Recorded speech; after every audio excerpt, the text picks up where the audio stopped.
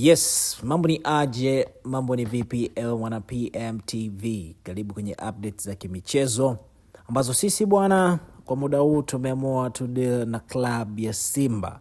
Club ambayo imeamua kufanya usajili ambao umeweka statement kubwa sana, na tayari baadhi ya vijana ambao wamesajiliwa ndani ya club ya Simba wameshaanza kuonyesha uwezo ambao wako nao, na pengine tayari wakiwa wameshaanza kupendwa ama kuimbwa na baadhi ya mashabiki wa timu hiyo. Moja kati ya majina ambayo yamefanya vizuri na inasemekana walimpiku mtani wao kwenye usajili wa kijana huyo, kijana anayefahamika kwa jina la Kaletso Mahalwa ambaye anatokea Afrika ya Kusini. Sasa kwenye mchezo wao kwanza wa michuano ya Kagame ambapo club ya Simba ilicheza dhidi ya Mogadishu City Club, na mchezo huo kutamatika kwa sare ya 0-0. Sasa moja kati ya watu ambao walisifiwa kwa kufanya kazi nzuri sana kwenye mchezo ule,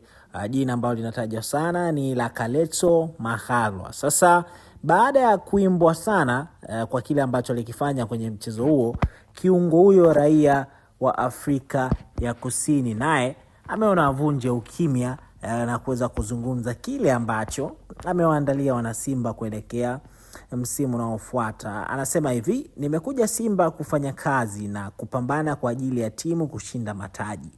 Nitajitolea kwa kila kitu kuhakikisha mashabiki wanafurahia kile ninachokitoa uwanjani. Subilini muone. Hayo sio maneno yangu, hayo ni maneno ya Kaletso Mahalwa baada ya kufanyiwa mahojiano na Mwananchi. Sasa tusubirie tuone kile ambacho yeye amewaandalia wana Simba, na je, anaweza kaishi kwenye kile ambacho anakizungumza ama kile kiwango alichokionyesha dhidi ya Mogadishu. Pengine tutarajie kukiona kwenye michezo ambayo inafuata, na pengine kuisaidia timu yake kuweza kutoa vikombe kama yeye ambavyo anazungumza. Sasa wewe pia unayo nafasi ya kuacha komenti yako hapo chini kuhusiana na kiungo huyu ambaye anaonekana kuwa hatari sana ndani ya klabu ya Simba kuelekea msimu unaofuata. Sasa wakati unafanya hivyo, usisahau kwamba kampuni ni moja tu. Ukiwaza kufanya ubashiri, basi jua unatakiwa kuiwaza pmbet.co.tz.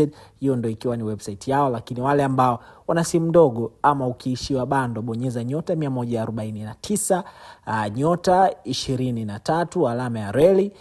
Ukifanya hivyo, basi unakuwa umeingia moja kwa moja kwenye ukurasa wa PMBet. Sasa unachotakiwa kufanya ni kubashiri mechi nyingi kadri unavyoweza ili uweze kujishindia pesa, lakini ukiachana na pesa unakuwa umeingia kwenye draw ya kushindania Toyota IST ambayo inatoka kila baada ya wiki 5. Website yao ni pmbet.co.tz. Mimi naitwa Raymond Elias.